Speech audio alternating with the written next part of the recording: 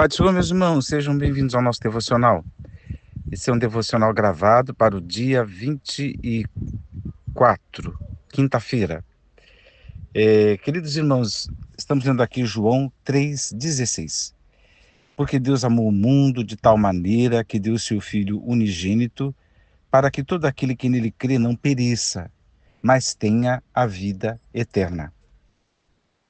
Essa aqui são as palavras de Jesus, é o texto que os crentes, pelo menos os mais antigos, decoravam, e a gente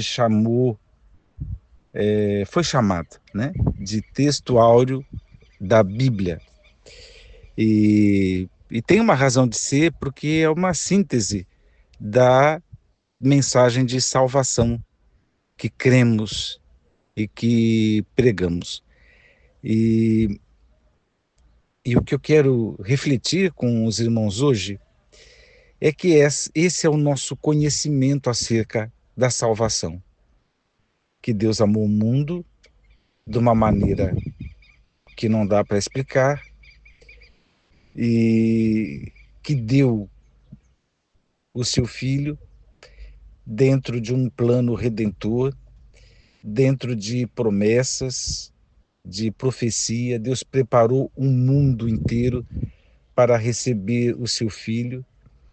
Essa doação de Deus é um verdadeiro presente, um verdadeiro favor, porque é assim que a salvação é constituída, um grande, enorme favor imerecido, né? Fala da gratuidade, fala destas coisas, desta salvação. Essa salvação disponível para todo aquele que nele crê. Então, todo aquele, é o que eu costumo dizer, é qualquer um, né? E por que eu estou falando isso? Porque o evangelho é completamente inclusivo. E se nós, os crentes, não raciocinarmos assim, que Deus quer incluir, né? Osmar, está querendo insinuar que todo mundo vai ser salvo? Não, não estou dizendo isso.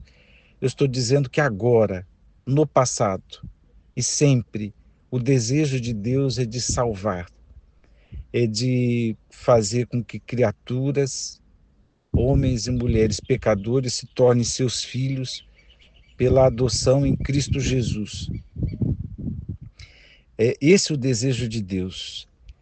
Esse é o Deus que inclui, tanto que não há aqui nenhum adendo, nenhuma ressalva. Não diz para todo aquele que for do Ocidente, ou todo aquele que for de Israel, ou todo aquele que for brasileiro, ou todo aquele que for rico, ou todo... Não tem, né? Todo aquele é qualquer um. Se creu no Senhor Jesus, não perecerá, mas que vai ter a vida eterna, né? Para que não pereça, mas tenha a vida eterna. Por que é importante? Eu já falei esse verso aqui algumas vezes, mas sempre tentando extrair dele algum ensinamento. O que eu fico vendo acontecer, e mais na internet do que pessoalmente, graças a Deus por isso.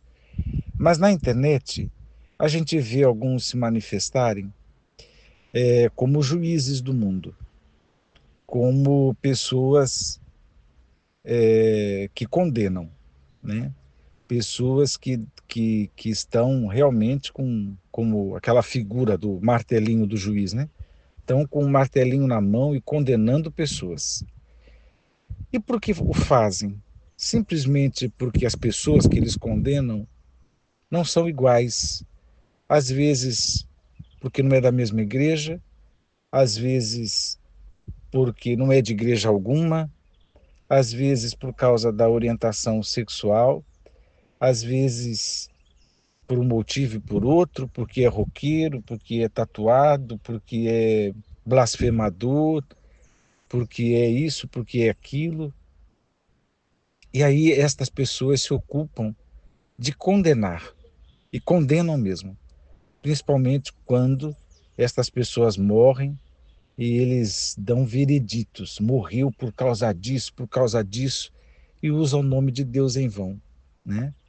Fora dos contextos, porque Deus é fogo consumidor, porque com Deus ninguém brinca, porque Deus é justiça, tudo isso é verdade, né?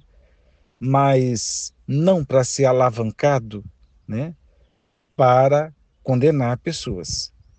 A gente sabe que se espera de um discípulo uma conduta.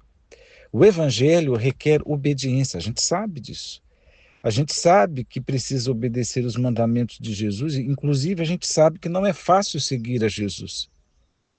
Mas aqueles que ainda não seguem, ou que começaram a seguir com as suas dificuldades, se ouvem ou se veem em nós os crentes que condenam, então parece que a gente não entende que o evangelho é para qualquer um que crê. Todo aquele que não há exclusão aqui, né? Aqui está todo mundo incluído. E qual é o quesito? O crer, né? O crer só, né? E o que acontece com alguns? Parece então que é gnosticismo, porque eu lembro muito bem quando estudei essa esse gnosticismo como o primeiro enfrentamento, né, da igreja cristã lá na primeira era. Portanto, estou falando do apóstolo, da época do apóstolo Paulo, de João, de Pedro, lá no comecinho, né? E eles enfrentaram essas doutrinas gnósticas. E uma das coisas era a ideia de castas, a ideia de que apenas alguns se convertem. Parte do gnosticismo entendia isso. Outra parte se ufanava da gnosis, ou seja, do conhecimento que eles tinham. E eu fico vendo alguns crentes nos dias de hoje fazendo o mesmo, né? Parece que não compreende que Deus quer salvar. Parece até que é errado dizer que, apesar das blasfêmias, das loucuras, da insanidade de todo mundo, né? Deus quer salvar. Parece que é um erro dizer que Deus quer salvar, né? Parece que é um erro pensar que todo mundo tem que ir para o céu. Eu lembro uma vez que eu estava ministrando uma palavra e às vezes a gente fala o que não precisa ser falado, viu, irmãos? E, enfim, mas eu citei, não lembro o contexto, se lembrasse eu falaria, né? Não lembro o contexto, e eu citei o Michael Jackson e deixei escapar, mas foi sincero do meu coração. O Michael Jackson, que Deus o tenha. Eu disse assim, não lembro se foi escola dominical, se foi púlpito, acho que foi no púlpito mesmo. E alguém do púlpito, né, não interessa da onde, nem quando, né, o lugar, nada disso, mas alguém do púlpito disse: misericórdia, Deus vai ter aquele endemoniado.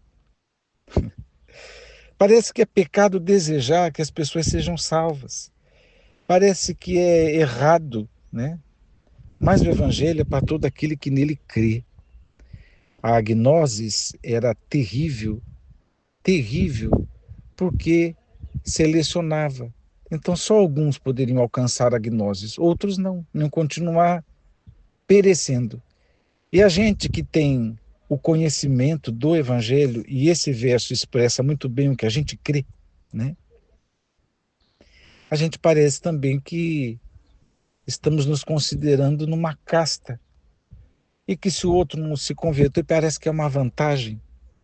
E desejar que o outro se converta, mas eu quero que aquele que fala mal da igreja se converta. O que eu quero é que aquele que persegue a igreja se converta. Aquele que taca a bomba, né? A igreja perseguida tem esses depoimentos. Aquele que prende crentes, como foi com o apóstolo Paulo, perseguidor da igreja.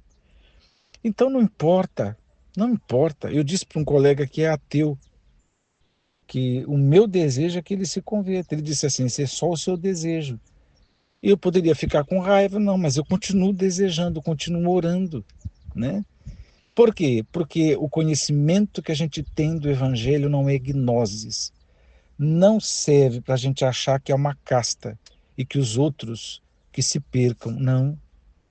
Mas o Evangelho em si é a busca de todo aquele que nele crê. Deus nos abençoe. Osmar, você acha necessário falar esse tipo de coisa? Sim, principalmente porque a gente vê pessoas condenando pessoas para o inferno todos os dias. Deus nos ajude a sermos evangelistas, testemunhas, pregadores, doutrinadores, mas juízes ninguém foi chamado. Deus nos abençoe. Vamos orar. Pai, rendemos graças a Ti. Obrigado pelo Evangelho. Obrigado por Tua palavra. Obrigado, Senhor. Abençoe a todos os meus irmãos e que todos nós tenhamos o cuidado de não condenar pessoas e nem desistir das pessoas, porque o Senhor é o justo juiz que quer salvar a humanidade. Eu oro, Pai, no nome de Jesus. Amém.